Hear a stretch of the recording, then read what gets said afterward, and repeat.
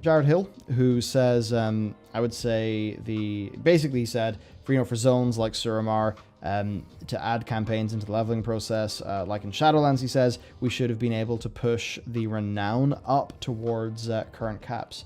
So what I'd say there is, I would like zones like Suramar to exist, really in an end game context and just be their own thing, right? With their own rewards, their own cool mechanics, their own just cool stuff.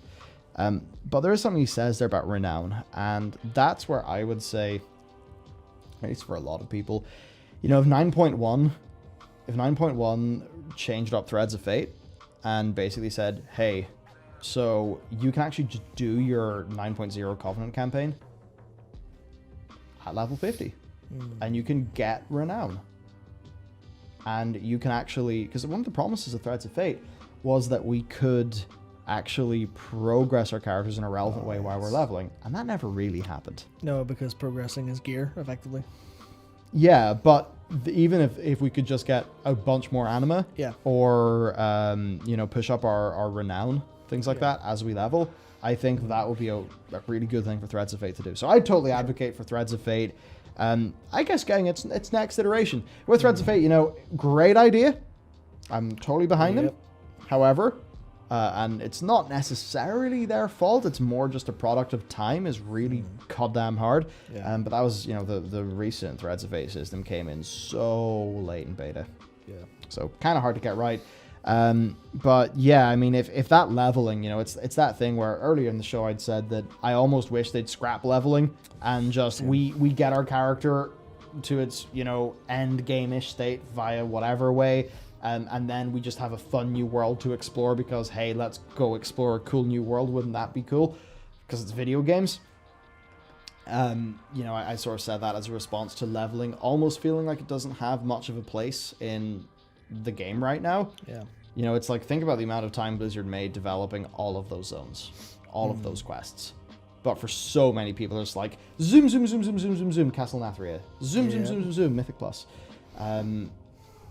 Maybe another way, my approach was just to admit that and say, let's not call that leveling. Let's call that, adventuring or questing and make it a thing you could do at endgame if you're that type of player. Maybe another way would be making it so that leveling can feel more relevant to your endgame progress.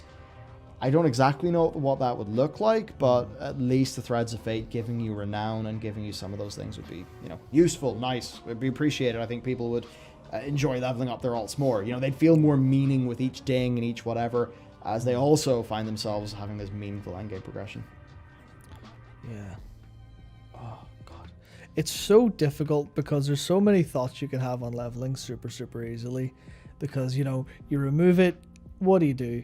There's so many different paths to removing leveling and getting everyone in the gate at the same time. Like getting straight to endgame and then splitting everything up so people have all that fun. It's like, I've thought about it so much because it's making the content isn't a waste because those quests are like, it's those campaigns and stuff for each zone were fine. Yeah, they weren't stellar, but they were fine. They were absolutely, you could tell they put a lot of effort into setting all the story up, setting everything up that way. But at the end of the day, it's the expectation of me 60 now, please. It's like, it's like leveling instead of being the path you're walking down. To most players who go, oh look, this path. The leveling is just a gate that's blocking you, so most players just kick it down and go, all right. Yeah, good thing I don't have to worry about that. Whereas it would be very difficult to 100% nail, that's for sure. But I would really love to see a world where the start of an expansion is not like a starting pistol going off and everyone racing to complete all the content, because that's what's happening. People aren't doing all the content, they're racing through it. Yeah, well, it's like earlier, we talked about big social media. Yes, earlier we talked about big social media platforms and all that stuff, and how, if they optimize for, the numbers that they want, there's negative externalities to that. And it's that thing within the WoW community where, we're people who make WoW guides. It's the thing to do, and it's fun to make them. It's actually fun to go speed level, because speed running is actually pretty fun. Yep. But then it's kind of hard, because it's like that's not the way to enjoy the game in that sense. And that's not the way, you know, being that friendly is not really the way to make an enjoyable game. But it's kind of incentivizing Blizzard to make the game like that because that's how it's played. Because, as you said, the incentives. It's tricky. Oh, yeah. Yikes. Yeah, it's like I think in a way to think about it from like a how players engage with it perspective, people have all of this explosive energy at the start of an expansion, at the start of every patch.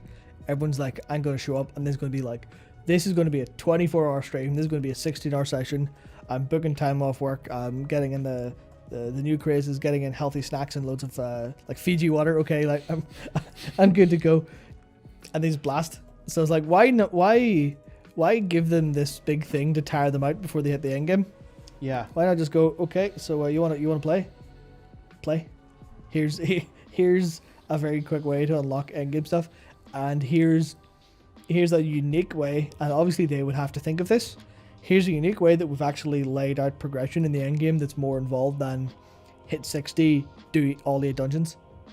It's like there's it's hard to imagine, but there most likely is a solution that works for getting progression, making it feel like endgame, having everything feel like really, really important and cohesive, but without feeling like you need to blast it, which I guess is just, dropping people at the end and giving them freedom, I think, is probably most of the solution to how that feels. Yeah, no, it's interesting. Interesting stuff and like these infinite problems in a way to solve.